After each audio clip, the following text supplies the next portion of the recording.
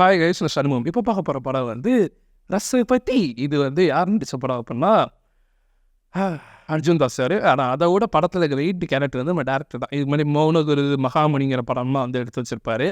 மௌனகுரு பார்க்கும்போது அள்ளு விட்டுச்சு, நான் பார்க்கல. ஆனால் மகாமுனியை ஒரு 5-6 தடவை பார்த்து எனக்கு ரொம்ப பிடிச்சிருந்துச்சு மகாமுனி.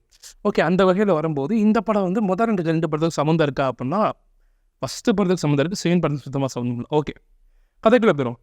இந்த சைடு அதாவது பின் லைஃப்பில் பார்த்தோம் அப்படின்னா அர்ஜுன் தாஸ் வந்து பொண்ணு லவ் பண்ணிருப்பார். பொண்ணு யாருன்னா அவர் கலரி சொத்து கொடுத்த டீச்சரோட பொண்ணு. சரிங்களா? இதுக்கு நல்ல ஊரில் ஒரு சின்ன பஞ்சாயத்து வரும். அது ஃப்ரெண்டை கொள்ள வரப்போ அவர் தடுக்கிறேன்னு சொல்லிட்டு இவர் ஒரு மர்டர் பண்ணிடுவார். அதில் ஒருத்தருக்கு போய் ஜெயிலில் போட்டுருவாங்க. இந்த பொண்ணுக்கு இன்னொரு போலீஸ்காரனோட கல்யாணம் முடிச்சிருவாங்க. அந்த போலீஸ்காரனுக்கு ஒரு சைக்கியாட்ரிக் பேக்ரவுண்ட் இருக்கும். அவன் பண்ண டான்ஸரில் சந்தேகப்பட்டதில் அவள் தூக்கில் தொங்கி இறந்துருவா.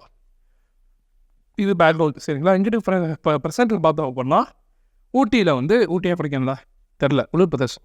அது அர்ஜுன் சார் வந்து எனக்கு முன்னாடி ஒரு படம் பண்ணேன்னா எனக்கு அதோட வைப் அப்படியே இருக்குது. ஸோ அர்ஜுன் சார் என்ன பண்ணுவார், அங்கே போயிட்டு இந்த நாட்டு சித்த மருத்துவம்லாம் அவங்க ஆசான் சைடு கொடுத்த சித்த மருத்துவத்தை வச்சு அதை ட்ரீட் பண்ணிட்டு இருப்பார்.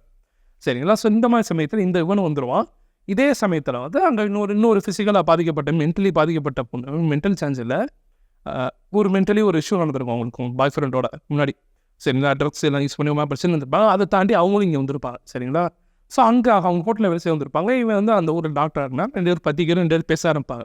இதை பார்த்த போலீஸ்காரனுக்கு, ஏன்டா நீ லவ் பண்ண பொண்ணை எனக்கு கல்யாணம் பண்ணி வச்சுட்டாங்க சம்மந்தமே இல்லாத, அவன் என்னடா இருக்கிற வரைக்கும் உன் பேரே சொல்லிக்கிட்டு இருந்தா, இப்போ அவள் செத்து போயிட்டா, நான் வந்து போய் வந்திருக்கேன், நீ மட்டும் சிரிச்சு குஜாலாக இருக்கு அப்படின்னு சொல்லிட்டு நம்மளுக்கு ஆரம்பிப்பான்.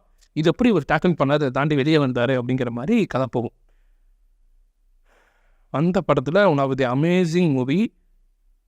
மிஸ் பண்ணாமல் பாருங்கள். தேவையில்லாத பாட்டு இருக்காது, திணிச்சுத்தனமாக இருக்காது. அதாவது மகாமுனி சொல்லிட்டேன், அந்த படம் எவ்வளோ மெச்சூரிட்டி எடுத்துருவோம் அதோட நல்லாவே இருக்கும்.